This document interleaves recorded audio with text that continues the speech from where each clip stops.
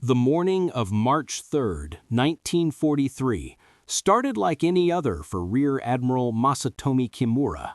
Standing on the bridge of his flagship destroyer, he watched with confidence as his convoy of 8 destroyers and 8 transport ships cut through the waters of the Bismarck Sea. The convoy carried precious cargo, 6,900 soldiers of the 51st Division, desperately needed by Lieutenant General Hitazo Adachi at Lae, New Guinea. These weren't just any troops. They represented Japan's last major attempt to reinforce its crumbling position in the Southwest Pacific Theater. Admiral Kimura had every reason to feel secure. For over a year, Japanese warships had sailed these waters with impunity, rarely challenged by American surface forces, and even less troubled by American aircraft. But what Admiral Kimura couldn't possibly know, what no Japanese naval officer in their worst nightmares could have imagined, was that in Australian workshops thousands of miles away, American mechanics had been working on something revolutionary. They'd taken ordinary B-25 Mitchell medium bombers and transformed them into flying instruments of death, bristling with 8 50-caliber machine guns protruding from their noses like mechanical fangs. Within 4 hours, these modified aircraft would turn Kimura's convoy into burning wreckage scattered across the sea, fundamentally changing naval warfare in the Pacific.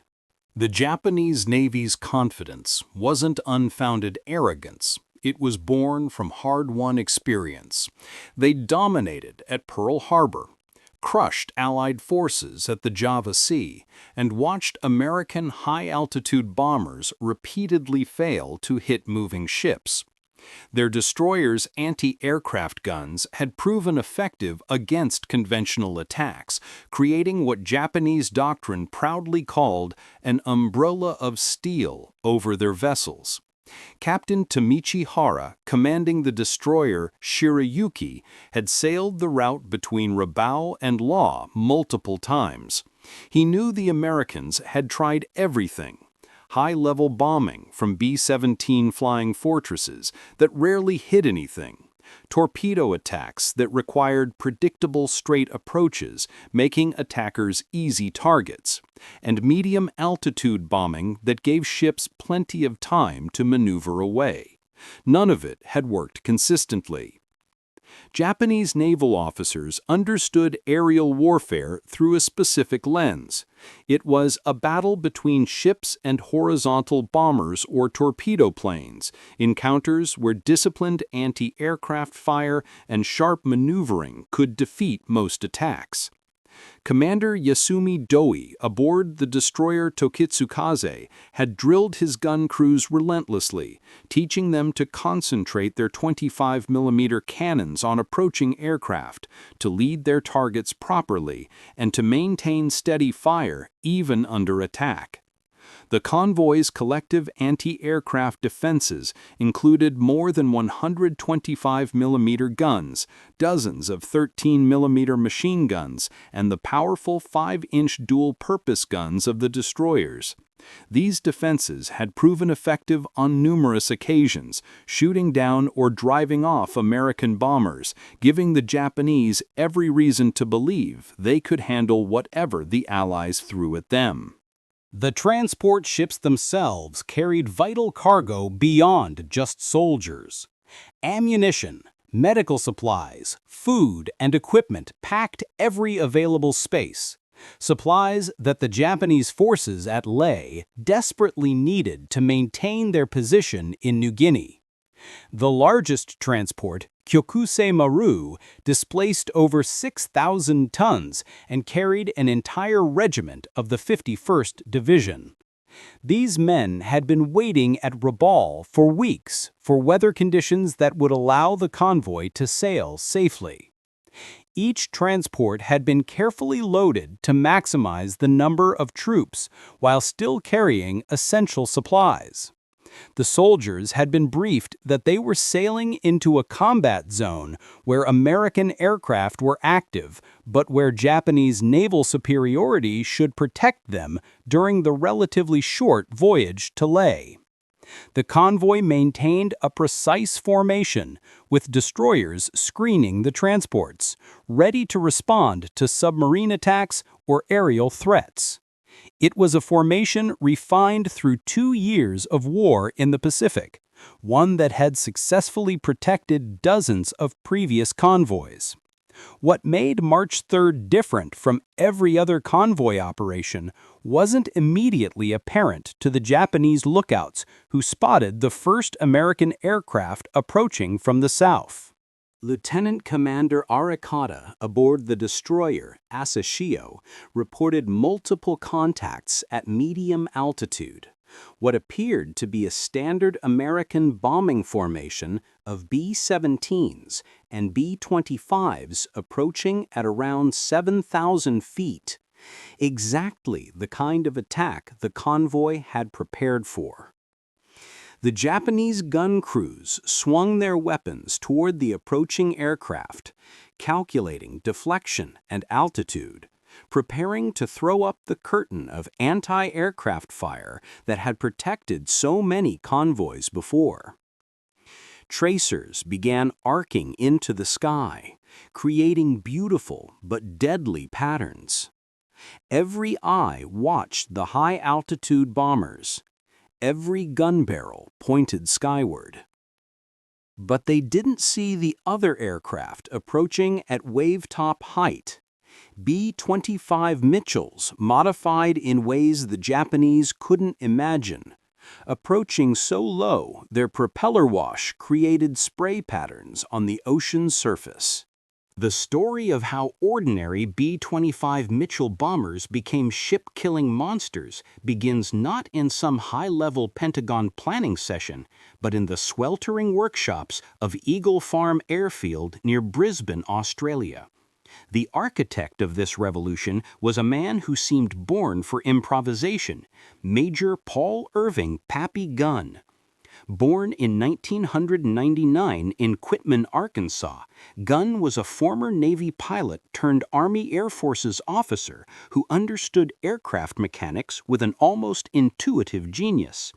He'd earned his nickname Pappy from the much younger flyers he served with in World War II, who recognized both his age and his paternal approach to problem solving. Pappy Gunn's motivation was deeply personal. When the Japanese invaded the Philippines in 1941, his wife and 4 children had been trapped in Manila. They would spend years in brutal Japanese internment camps, a fact that drove Gunn with a vengeful determination to find more effective ways to kill Japanese forces. But personal motivation alone doesn't create revolutionary weapons. That requires both technical brilliance and the recognition of a fundamental problem that needs solving. The problem was frustratingly simple. Hitting moving ships from high altitude was nearly impossible. Conventional bombing had proved woefully inadequate against Japanese shipping. B-17 flying fortresses bombing from 20,000 feet might as well have been dropping their bombs into the ocean for all the hits they achieved. The mathematics of high-altitude bombing were brutally unforgiving. A ship traveling at 20 knots could move hundreds of feet in the time it took a bomb to fall from altitude, and the ship's captain could see the bomb bay doors open, giving him plenty of time to maneuver.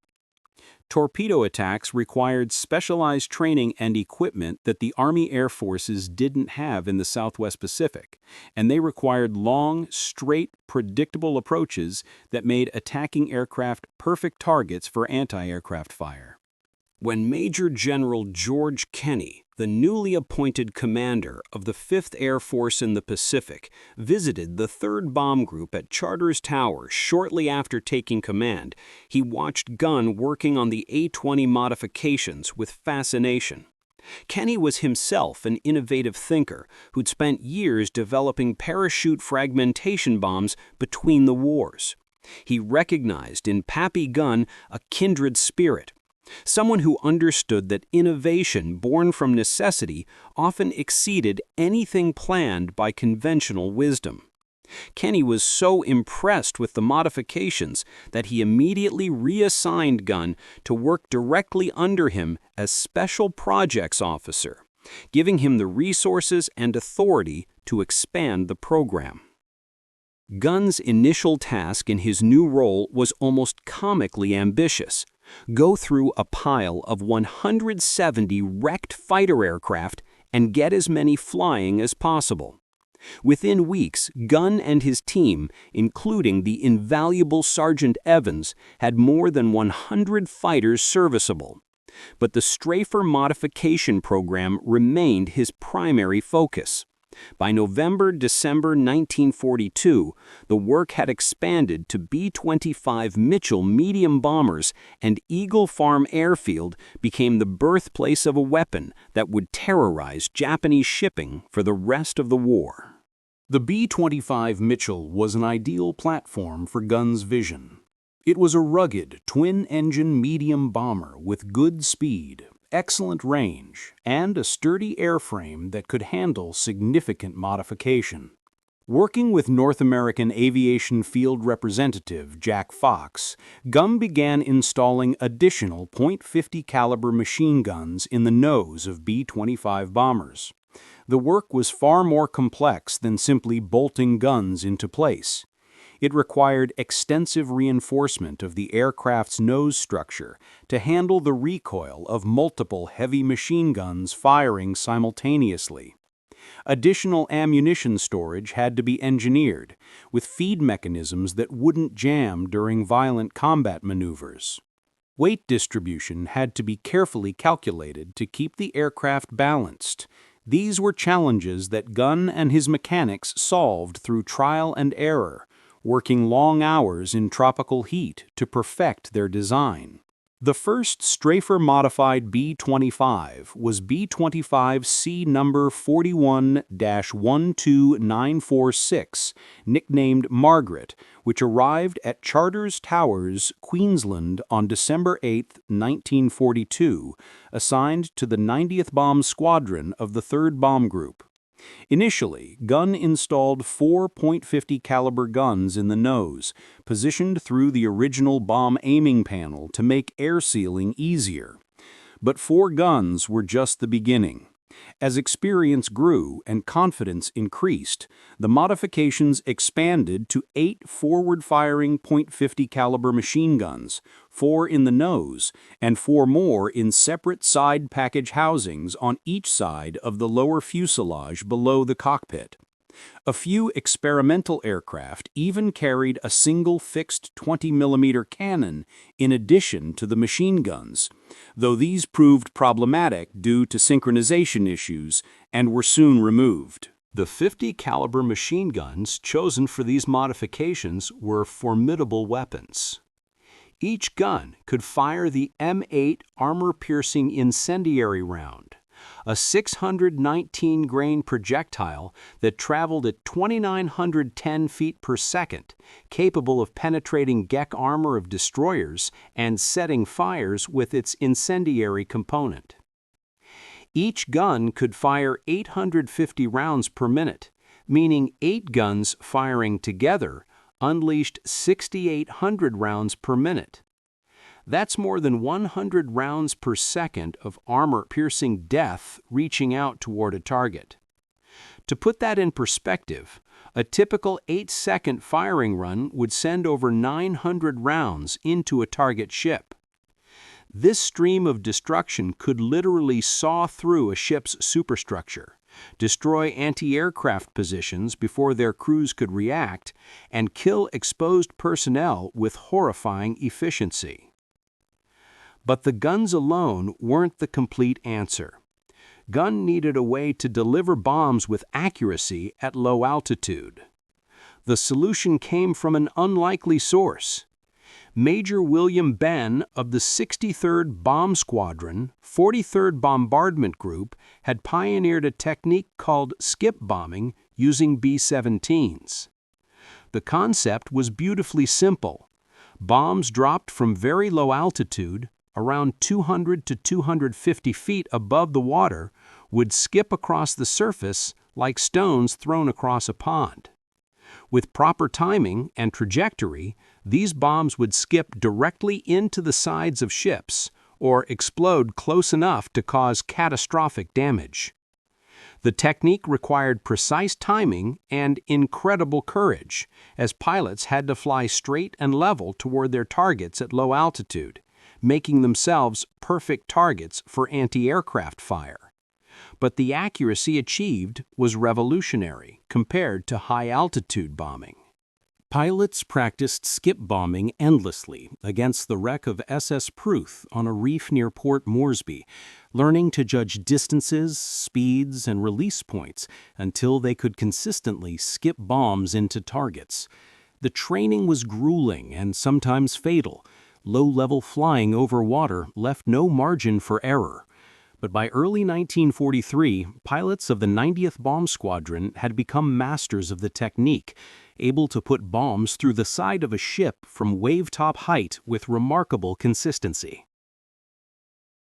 General Kenny recognized the revolutionary potential of combining Gunn's strafer modifications with skip bombing tactics.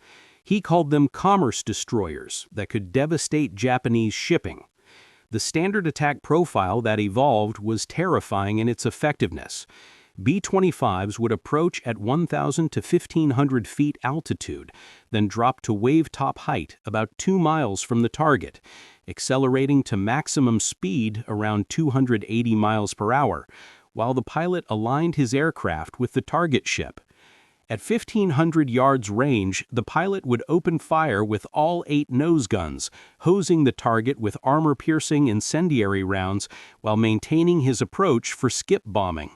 The combined effect of sustained machine gun fire followed by skip-bouncing bombs delivered at point-blank range proved absolutely devastating. By the beginning of February 1943, the entire 90th Bomb Squadron of the 3rd Bomb Group was fully operational with strafer B-25s. They were about to prove their concept in the most dramatic way possible. The battle begins. The first indication Admiral Kimura had that something unprecedented was about to happen came when the B-17s at 7,000 feet began their bombing runs on March 3rd. It was exactly what the Japanese doctrine had prepared for. Every anti-aircraft gun in the convoy swung skyward, and the destroyer crews performed exactly as trained, putting up an impressive barrage of 25mm and 5-inch fire. Their tracers created deadly patterns in the sky around the American bombers. Ships began their evasive maneuvers, captains calling for radical course changes to avoid falling bombs. It was a practice drill, one they'd executed successfully many times before. But this was exactly what American planners intended. While every Japanese eye watched the high-altitude bombers, while every gun barrel pointed skyward, 13 Royal Australian Air Force Beaufighters and 12 B-25 Mitchell strafers of the 3rd Attack Group came in at wave-top height from the southwest. They approached so low that their propeller wash created visible spray patterns on the ocean surface, flying barely above the wavetops at over 280 miles per hour. It was like death approaching on a mechanical tide, unseen and unstoppable. Major Edward Larner led the B-25 attack in his Mitchell, nicknamed Ruthless, with Major John P. Jock Hinbury on his wing. As Larner approached the destroyer Shirayuki at 280 miles per hour, flying so low he could see individual faces on the ship's deck, he could see Japanese sailors pointing at his aircraft in shock and confusion. The Japanese had seen B-25s before, but never configured like this. Never with 8 black holes in the nose where machine guns protruded like accusatory fingers. Never approaching at an altitude where the pilot could distinguish individual features of the men he was about to kill. Larner waited until he was 1,200 yards from Shirayuki, just over half a mile, before squeezing his trigger. Instantly, 8 streams of 50 caliber death reached out toward the Japanese destroyer. The tracer rounds created solid lines of light between aircraft and ship, visible even in daylight. To Japanese sailors on deck, it must have looked like fingers of fire reaching out to touch them. The effect on Shirayuki was instantaneous and cataclysmic.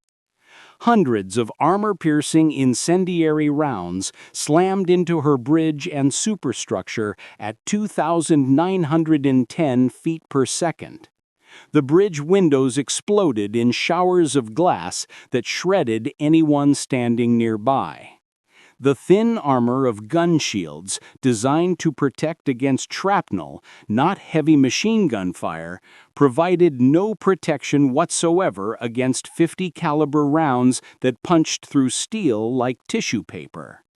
Within seconds, the destroyer's anti-aircraft guns fell silent as their crews were literally torn apart by concentrated fire.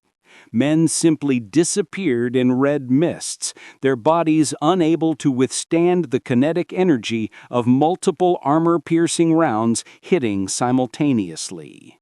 A Japanese ensign named Takashi Miura, one of the few survivors from Shirayuki's bridge, would later describe the attack as like being caught in a giant metal-cutting saw, watching his captain and most of the bridge crew cut down in seconds by rounds that sparked and flashed as they tore through steel bulkheads.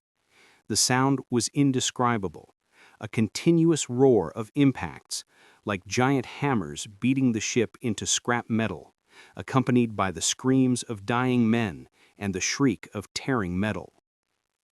Larner maintained his firing run for 8 full seconds, an eternity in combat, pouring over 900 rounds into Shirayuki before releasing 2 500-pound bombs from just 250 feet altitude. The bombs, fitted with 5-second delay fuses, skipped across the water like stones, slamming into the destroyer's hull just below the waterline. The sight was almost beautiful. 2 dark objects bouncing across the waves, each bounce creating a splash, before they disappeared into the ship's side. Then came the explosions. The bombs penetrated Shirayuki's hull before detonating, the explosions breaking the destroyer's back and opening massive holes that flooded her engine rooms within minutes. As Larner pulled up and away, his tail gunner spraying the destroyer's deck with his turret-mounted 50 calibers, Shirayuki was already listing heavily to port, her crew abandoning their guns to fight flooding that simply could not be controlled. Behind Larner, 11 more B-25s were selecting targets among the convoy, their pilots amazed at how the Japanese ships seemed paralyzed by this unprecedented form of attack. Lieutenant John Hennebree in The Hague targeted the transport Kyokusei Maru, walking his 8-gun burst from bow to stern. He watched his tracers punch through the ship's bridge, demolish her forward cargo handling equipment, and silence her anti-aircraft positions before his skip bombs tore into her hull. The transport's captain, trying desperately to maneuver away from the attack, found his helm not responding because the helmsman and most of the bridge crew were dead, cut down by 50 caliber rounds that turned the bridge into a charnel house of shattered bodies and twisted metal. The RAAF Beaufighters added to the carnage, their 4 20mm cannons and 6 .303 caliber machine guns focusing on anti-aircraft positions and bridge crews, suppressing any attempt at organized defense. Flight Sergeant Fred Cassidy, flying a Beaufighter of No. 30 Squadron, made his approach toward the transport Teo Maru at 500 feet, diving to mast height in the final seconds while his cannons tore into the ship's superstructure. Cassidy would later describe watching the ship's bridge kind of disintegrate under the impact of 20mm explosive rounds, seeing Japanese sailors thrown into the air by explosions, watching lifeboats shatter into kindling as his rounds found them. There was no hiding, no cover, no escape from the storm of fire and metal. The skip bombing proved devastatingly effective. Bomb after bomb bounced across the water to slam into Japanese hulls at the waterline, the most vulnerable part of any ship. The delayed action fuses ensured the bombs penetrated before exploding, maximizing damage. The transport Nojima Maru took 3 skip bomb hits in rapid succession. The explosions opened her hull like a can opener, flooding her holds where hundreds of soldiers were packed into spaces meant for cargo. The soldiers, wearing full combat gear, had absolutely no chance of escaping the rapidly flooding compartments. Witnesses described hearing their screams even over the roar of aircraft engines and exploding ammunition. Hundreds of men drowning in darkness, trapped below decks as seawater rushed in. Commander Yasumi Doi, aboard Tokitsukaze, watched in horror as his carefully trained gun crews were swept away by streams of .5 caliber fire, their bodies literally torn apart by the large caliber rounds. He tried to organize a defense, shouting orders to redirect fire toward the low-flying attackers, but his gunners were being killed faster than they could respond. Those who survived were too terrified to stand at their posts as B-25s approached with their noses flickering with muzzle flashes. It was like staring into the eyes of a mechanical demon. The Japanese Navy had never trained for this, never imagined that medium bombers could be turned into flying battleships bristling with forward-firing guns, never developed tactics to counter an attack that combined strafing and bombing at wave-top height. The destroyer Arashio attempted heroic action, trying to maneuver between the attacking aircraft and the transports. Her captain was trying to shield the vulnerable cargo ships with his warship, using his vessel as a protective barrier. But this heroic gesture only made Arashio a priority target. 3 B-25s concentrated their fire on her. 72 machine guns firing simultaneously, pouring over 2,000 rounds per minute into the destroyer. The combined firepower was simply overwhelming. Arashio's superstructure transformed into twisted metal in seconds. Everyone on her bridge was killed instantly. Her fire control systems were destroyed, and her rudder was jammed hard to starboard. Out of control, Arashio collided with the transport Nojima Maru. Both ships locked together as fires spread between them, their crews unable to separate the vessels or fight the flames effectively. It was a death embrace, 2 ships dying together. Admiral Kimura, watching from his flagship as his convoy disintegrated around him, tried desperately to comprehend what was happening. But the attack was unlike anything in Japanese naval experience or doctrine. The Americans weren't following any recognized attack pattern, not making torpedo runs that could be avoided, not dropping bombs from altitude that could be dodged. Instead, they were boring in at point-blank range with automatic weapons that turned his ships into slaughterhouses. He ordered evasive maneuvers, but the B-25s were too fast and too numerous, seeming to come from every direction at once, their 8-gun noses spitting death at any ship that tried to maintain formation. The transport Oigawa Maru became a particular focus of attack when her captain made the fatal mistake of turning to present her broadside to approaching B-25s, giving them a perfect target. Lieutenant Donald McCullough in Sleepy Time Gal approached from the beam, opening fire at 1,500 yards. His 8 guns sent a stream of armor-piercing incendiary rounds into Oigawa Maru's hull at the waterline. The rounds penetrated the ship's side, starting fires in her cargo holds where ammunition and fuel were stored. Secondary explosions began almost immediately, blowing out entire sections of her hull. Macaulay's skip bombs finished what his gun started, breaking Oigawa Maru in half. The ship sank so quickly that most of her 1,500 embarked soldiers had no chance to escape. One moment they were on a ship. The next, they were in the water, surrounded by burning oil and debris. Many dragged down by their equipment as the ship took them with her to the bottom. The attack continued for only 15 minutes, just a quarter of an hour. But in that brief time, the carefully organized convoy became a scattered collection of burning, sinking wrecks. The destroyer Asagumo, trying desperately to rescue survivors from the water, was herself attacked by two B-25s whose guns swept her decks clear of personnel before skip bombs blew holes in her hull below the waterline. Japanese sailors in the water, thinking themselves safe from further attack, watched in terror as B-25s made strafing runs on lifeboats and swimmers. The American pilots were following orders to prevent any Japanese reinforcements from reaching New Guinea. Harsh, brutal orders that reflected the savage nature of the Pacific War. By 10:15 a.m., as the last B-25 disappeared toward the south, Admiral Kimura surveyed the devastation around him and realized that the Imperial Japanese Navy had just experienced something that would fundamentally change naval warfare in the Pacific. Of his 8 transports, all were sinking or sunk, burning funeral pyres marking their positions as they slipped beneath the waves, taking with them the supplies and equipment desperately needed at Lae.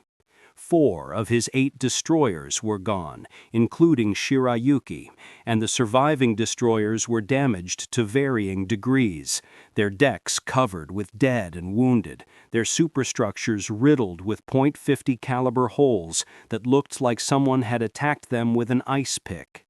The human cost became horrifyingly apparent as the surviving destroyers attempted rescue operations, finding the water filled with bodies and debris, but relatively few living soldiers. Of the 6,900 troops who sailed from Rabaul with dreams of reinforcing the garrison at Lae, fewer than 1,200 would eventually reach land. Most of these were rescued by Japanese submarines that arrived after dark, creeping through waters still littered with wreckage. The majority of the 51st Division had been destroyed, not in ground combat where they could fight back, not by naval gunfire where they might have had warning, but by modified bombers that turned their transports into death traps in minutes. Captain Tommy Chihara, one of the few senior officers to survive, would later write that the attack was like nothing we had ever experienced or imagined possible, describing how the B-25s seemed to saw our ships in half with their concentrated firepower. The psychological impact on the Imperial Japanese Navy proved even greater than the physical losses. As news of the convoy's destruction spread through the fleet, naval officers who had dismissed American bombing as ineffective were forced to confront the reality that the Americans had developed a weapon against which traditional naval defenses were useless. The revolution spreads. The success at the Battle of the Bismarck Sea vindicated everything Pappy, Gunn, and General Kenny had worked toward. The B-25 strafer had proven itself in the most decisive way possible by completely destroying a major enemy convoy. But this was just the beginning. The 8-gun Mose modification would become standard on late production B-25J models, with North American Aviation incorporating Gunn's field modifications into factory production, creating aircraft that could carry up to 18 forward-firing 50-caliber machine guns when you counted the package guns, turret guns, and waist positions. The strafer program expanded rapidly beyond the 3rd Bomb Group. Following the Bismarck Sea victory, B-25 strafers spread throughout the Southwest Pacific, appearing wherever Japanese shipping tried to operate. The 335th Bombardment Group, known as the Air Apaches, received B-25 strafers in August 1943 and immediately began hunting Japanese coastal traffic around New Guinea.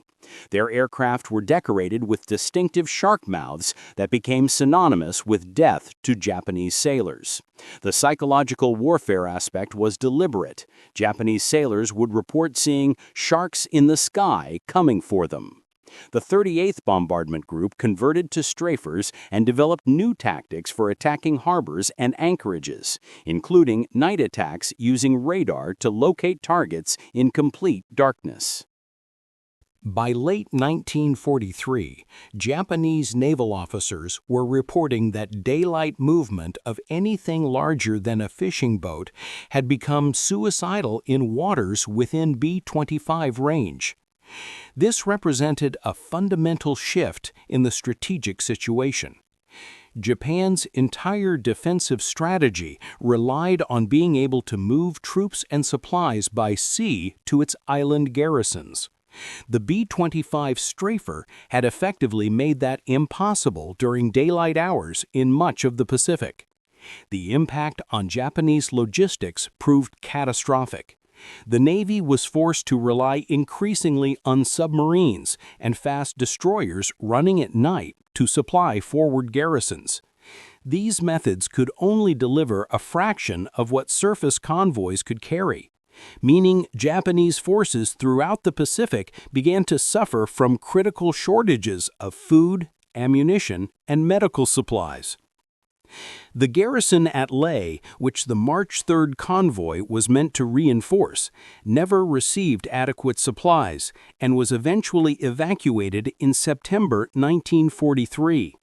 The soldiers were forced to march through the jungle and mountains, suffering massive casualties from starvation and disease. It was a pattern that would repeat across the Pacific, isolated Japanese garrisons withering from lack of supplies while reinforcements never arrived, all because the B-25 strafer made seaborne resupply too costly. Japanese attempts to counter the B-25 strafers proved largely ineffective.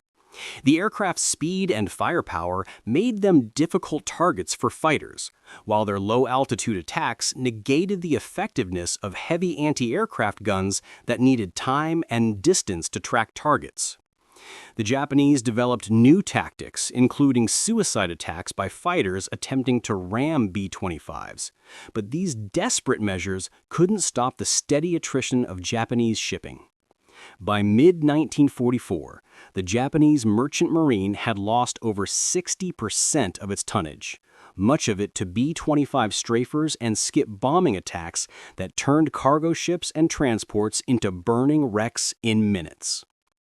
The B-25 strafers continued their deadly work throughout 1944, expanding their targets to include Japanese airfields, where their 8-gun noses proved equally effective at destroying aircraft on the ground.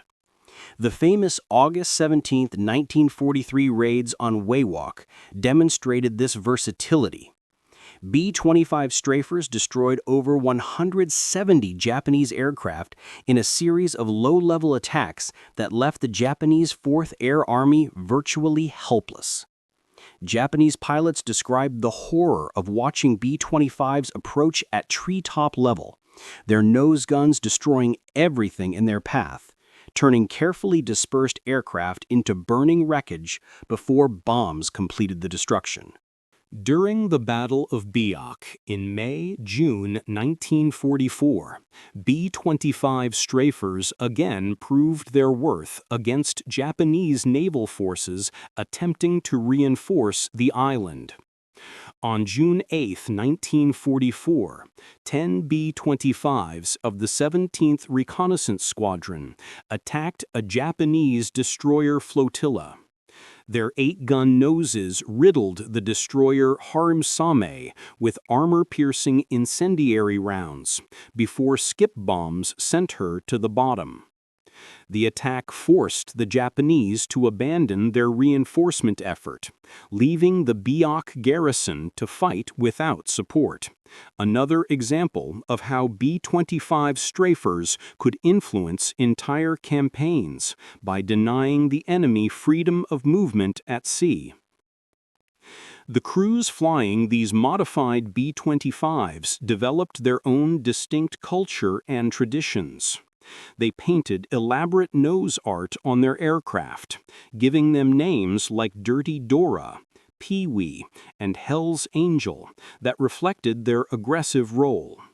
These men understood they were flying something unique in warfare, an aircraft that combined the range and payload of a bomber, with firepower exceeding that of most fighter aircraft.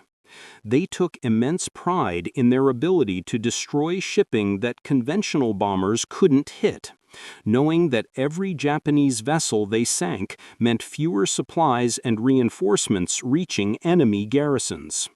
The Japanese soldiers and sailors who survived encounters with B-25 strafers carried psychological scars that affected their performance in subsequent operations. Lieutenant Hiroshi Yamamoto, a survivor from the transport Kyokusei Maru, described recurring nightmares about the American planes with 8 eyes of death, unable to forget the sight of his shipmates being torn apart by .50 caliber fire. Commander Toshio Abe, who witnessed the Bismarck Sea massacre from a rescue destroyer, reported that his crew became paralyzed with fear whenever they heard aircraft engines, knowing that B-25 strafers could appear at any moment. The effectiveness of the B-25 strafer forced fundamental changes in Japanese strategic planning. Commanders had to now assume that any daylight movement would be detected and attacked. Operations that would have been routine in 1942 became impossible by late 1943, forcing the Japanese to adopt increasingly desperate measures to maintain their scattered garrisons. The famous Tokyo Express destroyer runs to Guadalcanal representing one adaptation, using speed and darkness to avoid air attack. But even these high-speed runs suffered losses when B-25 strafers equipped with radar began hunting at night. By early 1944, Japanese naval officers were writing reports describing the B-25 strafer as the most feared weapon in the Pacific, more devastating than submarines, more accurate than dive bombers, more flexible than torpedo planes. Vice Admiral Shigeru Fukudome, Chief of Staff of the Combined Fleet, admitted in a classified report that the Imperial Navy had no effective defense against mass strafer attacks, recommending that surface vessels avoid operating within 500 miles of American air bases. This essentially conceded vast areas of the Pacific to American control, as B-25s operating from forward bases could cover enormous areas of ocean. The Australian contribution to the B-25 strafer force deserves special recognition. Royal Australian Air Force crews flew alongside Americans throughout the campaign. Number 18 Squadron RAIF operated B-25 strafers from 1944 onward, their aircraft distinguished by RAF roundels, but carrying the same devastating 8-gun nose configuration. Australian pilots proved particularly aggressive in attacking Japanese coastal shipping around the Netherlands East Indies, their intimate knowledge of regional waters allowing them to find targets that American crews might miss. Technical evolution and legacy. The technical evolution of the B-25 strafer continued throughout the war, with later modifications including rocket launchers, improved gun sights, and even experiments with 75mm cannons for attacking larger vessels. The B-25J-22, the ultimate strafer variant, carried 8 nose guns, 4 package guns on the fuselage sides, 2 in the top turret, 2 in waist positions, and 2 in the tail, a total of 18 .50 caliber machine guns that could deliver devastating firepower from multiple angles. These late-war variants were flying arsenals capable of destroying entire convoys single-handedly. German and Italian military observers, when they learned about American strafer tactics through intelligence reports, expressed amazement at the concept of converting medium bombers into gunships. The Luftwaffe attempted similar modifications with Junkers Ju-88 aircraft, installing forward-firing cannons for anti-shipping attacks, but never achieved the concentrated firepower of the B-25's 8-gun nose. Italian forces in the Mediterranean used similar skip bombing techniques with their SM-79 torpedo bombers, but lacked the forward firepower to suppress anti-aircraft defenses the way B-25 strafers could. The maintenance crews supporting B-25 strafer operations deserve tremendous recognition for keeping these heavily modified aircraft operational under primitive conditions. The 8 nose guns required constant maintenance to prevent corrosion in the humid Pacific environment. Ammunition feeds had to be cleaned and adjusted after every mission. The stress of low-level operations caused increased wear on engines and airframes.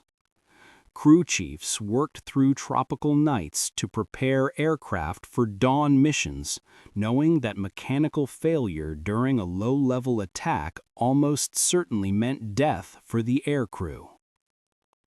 The intelligence network supporting the strafer operations proved equally important. Coast watchers, submarine patrols, and code breaking provided information about Japanese ship movements. B-25 squadrons often received targeting information just hours before a mission, allowing them to catch Japanese vessels at their most vulnerable moments. The ability to strike targets of opportunity made possible by the B-25's range and firepower meant that no Japanese vessel could consider itself safe anywhere within 500 miles of an American airfield. The human cost of strafing operations on American crews cannot be ignored. Low-level attacks against defended targets resulted in significant casualties. The 3rd Attack Group alone lost over 40 B-25s during the war, most shot down during strafing attacks when they were most vulnerable to ground fire. The stress of flying directly at enemy guns, maintaining steady flight while under fire, and pulling up at the last second to avoid collision took its toll on pilots and crews. Many veteran pilots developed nervous conditions that forced them to be relieved from combat duty. Their limits reached after too many missions watching tracer rounds reaching their aircraft. The technical specifications of the B-25 strafer became legendary among aviation enthusiasts who marveled at the audacity of installing 8 .50 caliber machine guns in an aircraft never designed for such armament. Each gun weighed 64 pounds and fired 850 rounds per minute, requiring elaborate ammunition feed systems to maintain continuous fire. The 8 guns together weighed over 500 pounds, not counting ammunition, requiring careful weight distribution to maintain the aircraft's center of gravity. The ammunition load of 400 rounds per gun meant 3,200 rounds total, enough for approximately 30 seconds of continuous fire, though pilots rarely fired for more than 8 seconds at a time to prevent barrel overheating and conserve ammunition for multiple targets.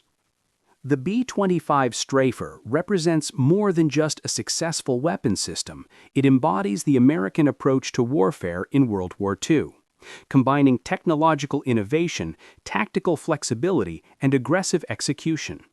Where other nations might have spent years developing a purpose-built strafer aircraft, Americans modified existing bombers in field workshops, tested them in combat, and refined them based on experience. The willingness to experiment, to accept risk, and to trust the judgment of combat personnel over distant planners proved crucial to victory in the Pacific. The final missions and lasting impact. As the war moved into its final year, B-25 strafer crews were among the most decorated in the Army Air Forces, their missions having directly contributed to the isolation and defeat of Japanese forces throughout the Pacific. The Presidential Unit citations, Distinguished Flying Crosses, and Silver Stars earned by strafer crews reflected the extreme danger and exceptional effectiveness of their operations. These decorations, however, could not fully capture the impact of their service.